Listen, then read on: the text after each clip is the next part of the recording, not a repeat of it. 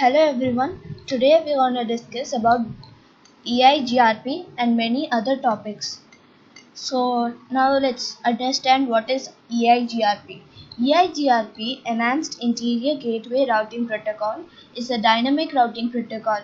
This was used because there was another protocol named IGRP, and now it's not used often, and it had many disadvantages compared to EIGRP. Like IGRP is lower than EIGRP. There are two types of routing protocol: distance vector protocol and link state protocol. EIGRP is an enhanced distance vector protocol. It can be also having the capabilities of link state protocols. RIP works for only 15 routers, but EIGRP works for 255 routers. This is the main difference between RIP and EIGRP. So now let's see what is distance vector protocol. Distance vector, as the name suggests, it is used by protocols to define the best path for the packets to move in the network using distance. Distance here is the number of hops in between the source network to the destination network. Distance vector protocols are easy to configure. Distance vector protocols send the complete routing tables, while link state protocols send only specific updates only when changes occur in the network topology. So let's try our EIGRP configurations. Before that, let's see what is link state protocol. Link state protocol use the same basis of the distance vector protocol, but use different methods to do that. As already said, it does not send the complete routing table, but sends only specific changes occurring in the topology. So its use is only less bandwidth. Bandwidth is the rate of data that are transferred in the network. Link state protocols have three types of tables, which means that they use three types of tables: routing table, neighbor table, and topology table. The purpose of these tables: routing table is a table that stores the routes to all possible destinations.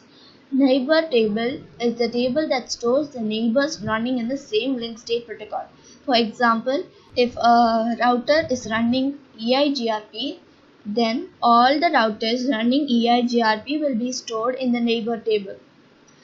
The table that stores all routing tables that are in the same autonomous system is called topology table. So now let's try our EIGRP configurations. For that, go to your Cisco packet tracer.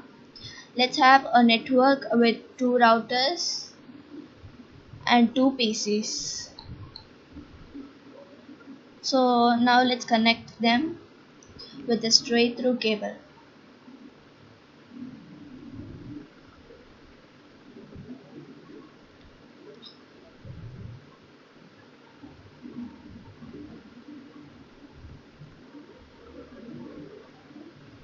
So now we have connected. So first go to router 0, then command line interface. Here you can give no. So now give enable configure terminal and interface name gigabit ethernet 0/0/0, and IP address we can give 10.0.0.1 and the subnet mask, and give no shutdown. You can up the interface. So now the next interface, gigabit ethernet 0/0/1. So IP address 192.168.0.1, 255.255.255.0, and give no shutdown. So now let's go to PC0. Go to desktop tab, IP configuration. Here you can give an IP address and the default gateway, and you can go to the command prompt and check the IP address by giving ipconfig, and you can see your IP address, subnet mask, and the default gateway. So now let's try pinging our default gateway. So it's pinging. Now let's try pinging the next interface of router 0, destination host unreachable. So let's configure router 1 also, and then let's try pinging from PC 0. So give enable configure terminal, interface name gigabit ethernet 0/0/0, IP address 192.168.0.2, 255.255.255.0, and give no shutdown. So now let's try pinging from PC 0.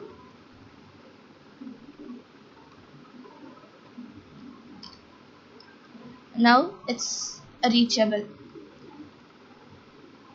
So let's configure the next interface, gigabit ethernet 0/0/1, IP address 20.0.0.1, and the subnet mask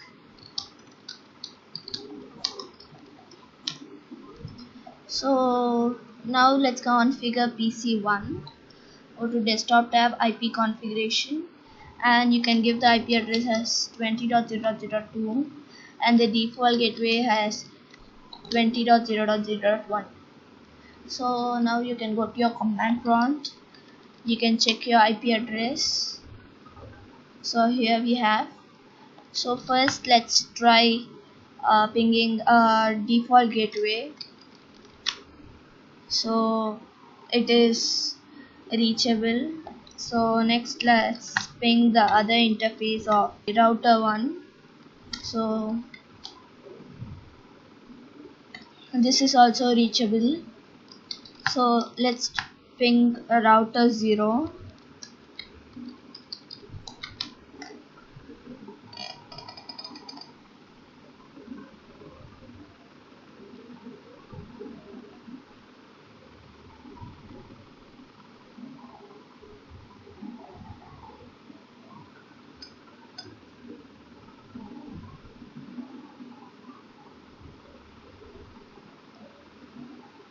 This is not pinging. So for that let's do routing. So first go to router 0 and you can give router EIGRP 1. So this is the command, and give the network as we have two interfaces. So give the network 10.0.0.0. So now we have given our network. So let's go and do it in router 1. So router EIGRP 1 network 192.168.0.0, and the next network 20.0.0.0. So now let's try a command. For example, let's try show IP route. Here we have the routing table. So now let's try the ping command. So let's ping 192.168.0.2, which is reachable. So next let's ping the other interface of router 1. So this is also reachable. Now let's ping the PC. This is also reachable. So now our network is working. So here we have applied a command router EIGRP 1.